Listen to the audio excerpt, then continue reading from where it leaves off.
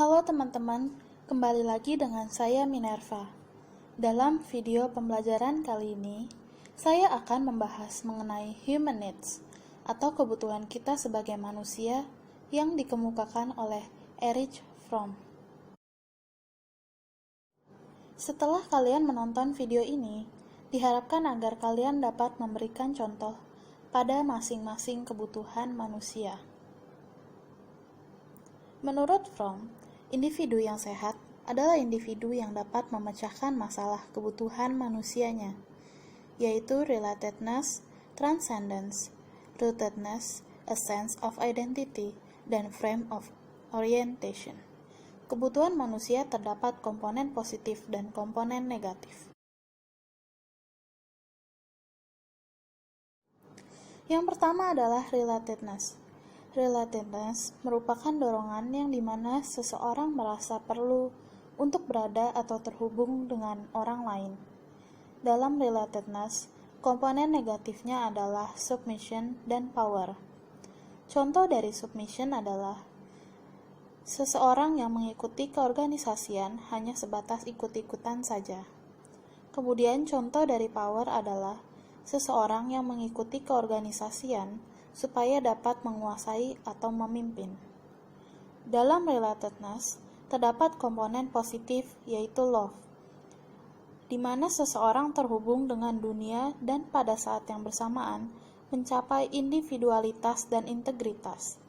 Seseorang mampu berbagi, berkomunikasi, dan saling menghargai dengan yang lainnya.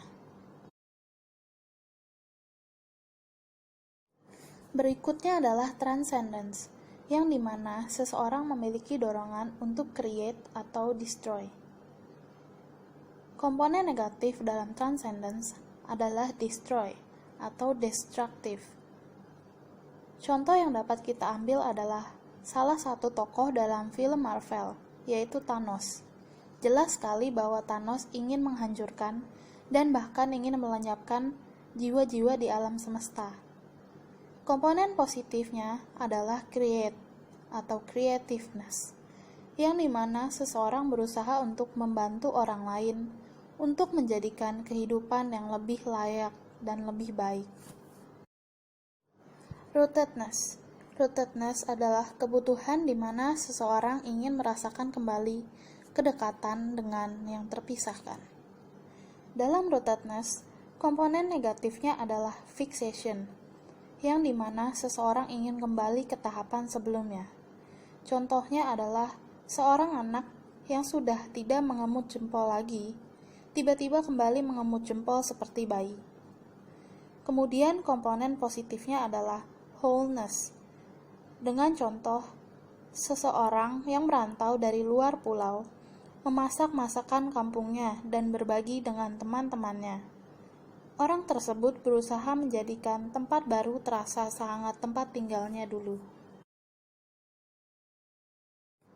Selanjutnya adalah sense of identity, yang dimana seseorang mampu menerima karakteristik yang unik pada dirinya maupun orang lain. Komponen negatif pada sense of identity adalah adjustment to a group, yang dimana seseorang sangat melekat terhadap grupnya atau kelompoknya tanpa sadar akan perbedaan karakter atau identitas dirinya sendiri dan orang lain. Kemudian komponen positifnya adalah individuality, yang dimana seseorang menyadari bahwa setiap individu berbeda dan ia memilih untuk teguh pada pendiriannya.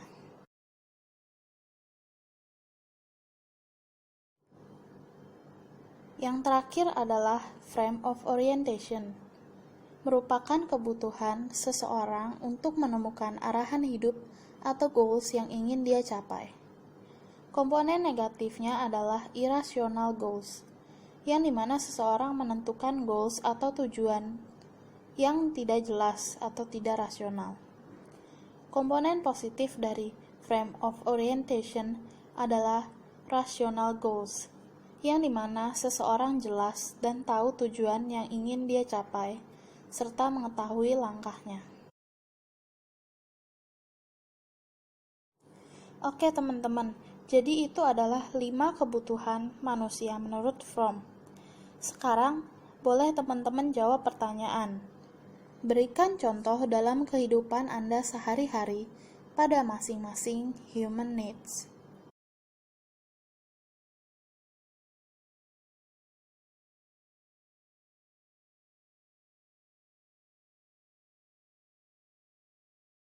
Terima kasih telah menyaksikan video ini. Semoga bermanfaat.